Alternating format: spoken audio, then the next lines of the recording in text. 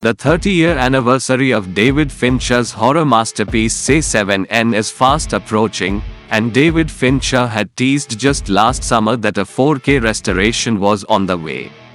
Fincher told Variety in June 2023, "We're going back and doing it in 4K from the original negative, and we overscan it, oversample it, doing all of the due diligence, and there's a lot of shit that needs to be fixed. Because there's a lot of stuff that we now can add because of high dynamic range." He continued, "You know, streaming media is a very different thing than 35mm.